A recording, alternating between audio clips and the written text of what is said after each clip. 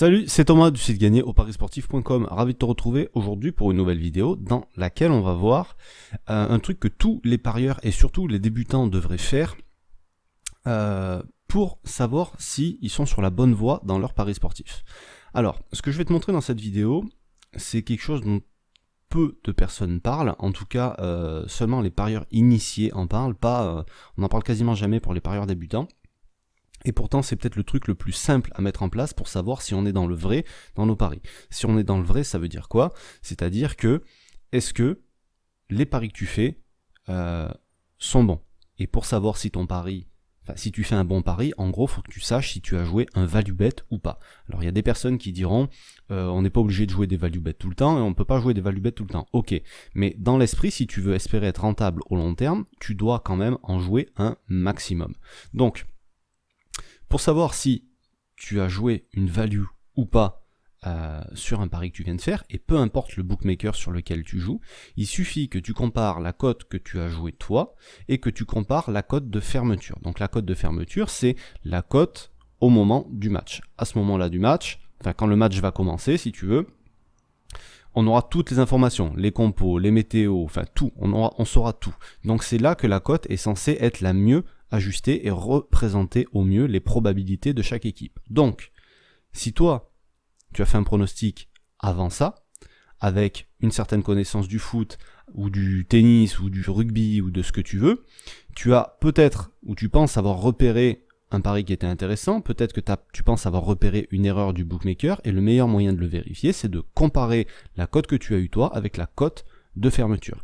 Et c'est pour ça que, il y a quelques temps, je t'avais déjà montré sur ce site-là comment faire.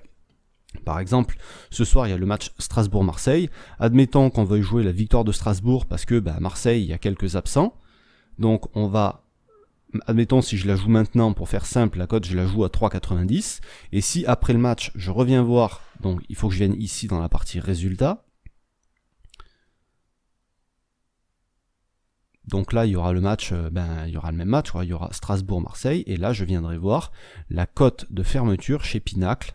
Ici, tu vois, il faut aller chez Pinacle et tu regardes la cote qui est affichée ici. Et c'est censé être la cote qui représente au mieux les probabilités exactes qu'avait l'équipe de gagner. D'accord? Donc, de faire cette simple comparaison-là, ça te permettra de savoir si tu es dans le vrai ou pas. Si la cote a baissé, c'est que tu étais dans le vrai. Si la cote n'a pas baissé, si la cote, ou elle a à peine baissé, bon, c'était pas forcément un mauvais pari. Mais si la cote a remonté, et surtout si elle est beaucoup remontée derrière, là, par contre, il faut peut-être se poser des questions. Et si ça arrive une fois, c'est pas très grave, mais si tu as 7 ou 8 paris sur 10 pour lesquels les cotes remontent après que tu aies joué, c'est que tu fais quelque chose de pas bien, c'est que tu n'analyses pas bien tes matchs. Donc, il faudra mettre des choses en place pour corriger ça. Par contre, si à l'inverse, même si tes résultats ne sont pas terribles, mais que à chaque fois tu finis en dessous de la cote, le pari que tu avais pris était au-dessus que la cote de fermeture chez Pinacle, là c'est bon signe, et même si tes résultats ne sont pas exceptionnels, parce que ça veut dire que tu joues des values à chaque fois. Donc tu es simplement peut-être victime de la variance, et donc les résultats viendront avec le temps, et avec le nombre de paris que tu feras. C'est sur le nombre de toute façon qu'on lisse la variance, c'est sur...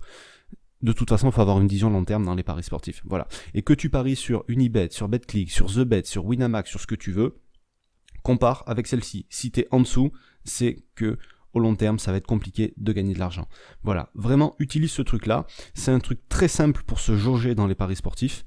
Et ça peut paraître... En fait, c'est tellement simple que ça peut paraître bizarre. Alors, tu pourras pas vérifier tous les paris parce que tout n'est pas vérifiable. Par exemple, les buteurs, tu peux pas vérifier. Mais ici, tu as le 1x2, le handicap, le over-under. Tu as les... Alors ça, c'est le handicap européen. C'est les mêmes handicaps que tu vas avoir.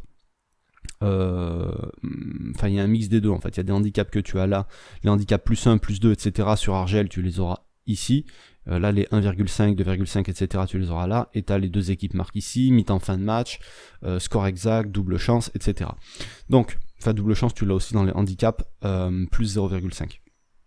Voilà, donc je te laisse regarder ça, jeter un œil, et je pense que ça va, celui qui comprend l'intérêt de ça, et celui qui va essayer, je pense qu'il avancera beaucoup plus vite que les autres. Comme d'habitude, il n'y a que ceux qui font qui avancent, les autres, ils font dur sur place. Donc, teste ça, au moins même pendant une semaine, si c'est juste pendant une semaine, histoire que tu te rendes compte de ce que tu fais. Et c'est un simple moyen de se jauger, de savoir où tu en es. Si aujourd'hui tu es tout seul, si aujourd'hui tu es dans le flou, ça sera vraiment le moyen de savoir où tu vas. Voilà, si tu as aimé la vidéo, un petit pouce bleu, n'hésite pas à la partager également parce que ça peut aider d'autres parieurs. Et puis nous, on se retrouve toutes les semaines pour une nouvelle vidéo et tous les jours par mail pour un nouveau conseil en paris sportif. Pour ça, tu as le lien qui est juste en dessous de la vidéo pour t'inscrire et recevoir tout ça dès aujourd'hui midi ou dès demain midi. Sur ce, je te laisse, je te dis à bientôt, salut.